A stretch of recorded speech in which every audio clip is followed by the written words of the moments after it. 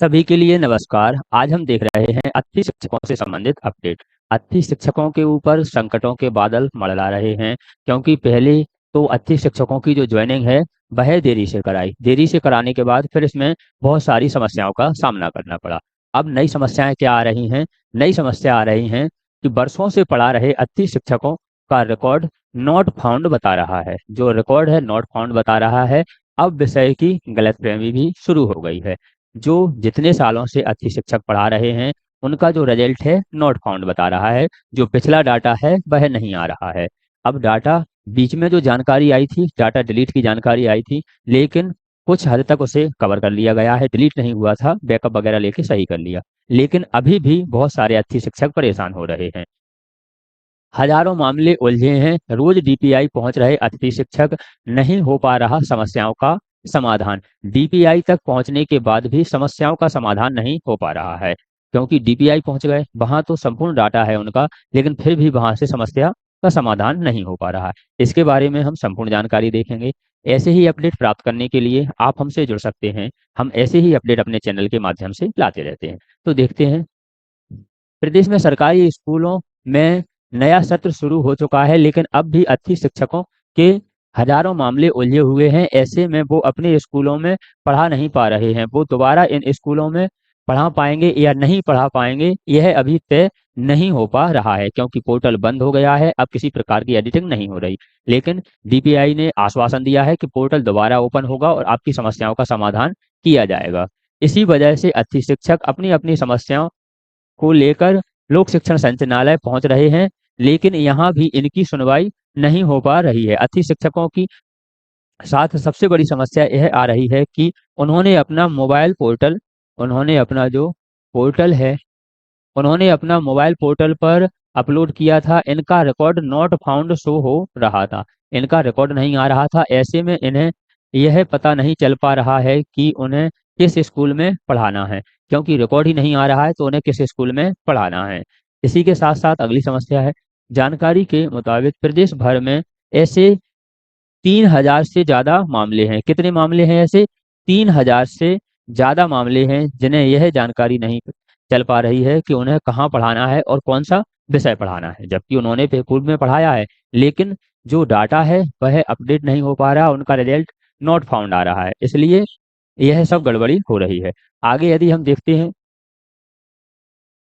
Portal पर गड़बड़ी गड़बड़ी से दिव्यांग भी परेशान हो रहे हैं। एजुकेशन पोर्टल पर गड़बड़ी से का खामियाजा दिव्यांग शिक्षकों को भी भुगतना पड़ रहा है। जो दिव्यांग शिक्षक अच्छी शिक्षक हैं वह भी परेशान हो रहे हैं। साथ ही साथ एकीकृत शाला में भी अच्छी शिक्षक मुकेश जाट ने बताया कि education portal long time vacancy पर इन्होंने जो सक्सेसफुल हो गया था इनका, लेकिन इसके अपडेशन का ऑप्शन ओपन नहीं हो रहा है। उन्होंने बताया कि आवेदन अपूर्ण दिखाई दे रहा है, जबकि इन्होंने जो एजुकेशन पोर्टल है, इनकी जो वैकेंसी जो प्रक्रिया है वह क्या बता रही थी? सक्सेसफुल बता रही थी। लेकिन अब क्या बता रही कि आवेदन अपूर्ण दिखाई दे रहा है, आपने आवेदन नहीं भरा है।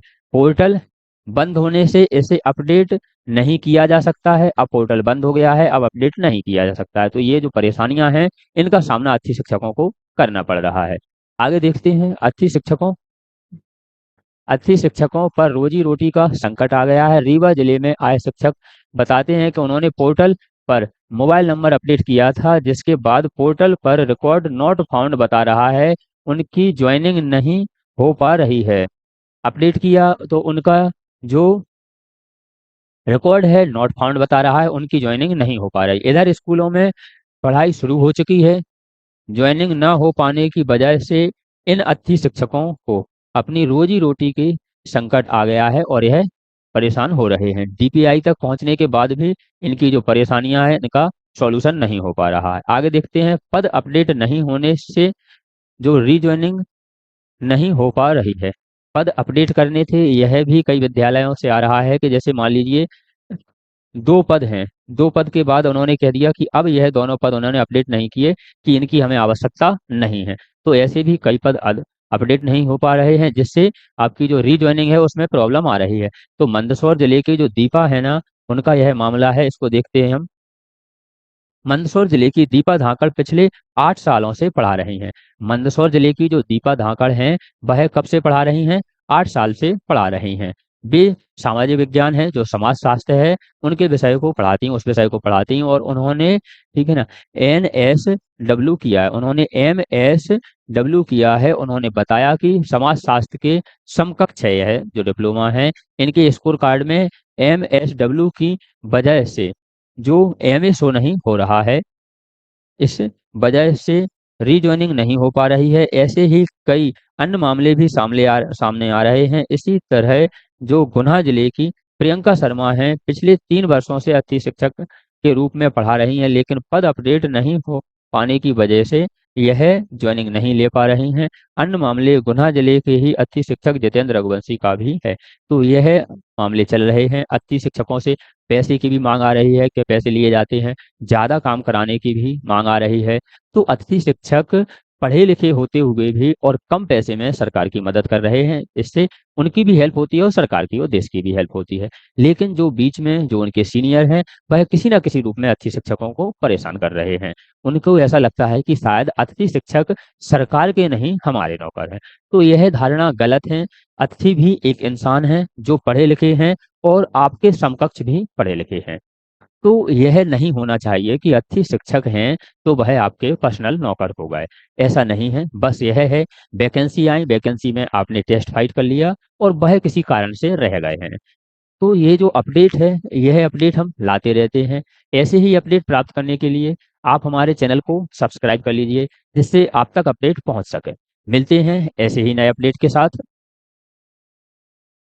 यह जो आपकी न्यूज है, यह न्यूज आपकी दैनिक भास्कर भोपाल 10/7/25 की है। यह न्यूज कब की है?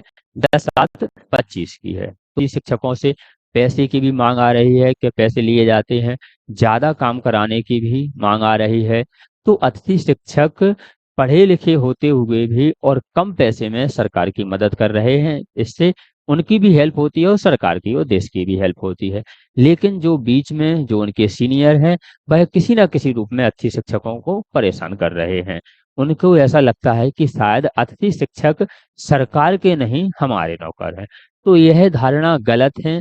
अतिथि भी एक इंसान है जो पढ़े लिखे हैं और आपके समकक्ष भी पढ़े लिखे हैं। तो यह नहीं होना चाहिए कि अतिथि शिक्षक हैं तो वह आपके पर्सनल नौकर हो गए।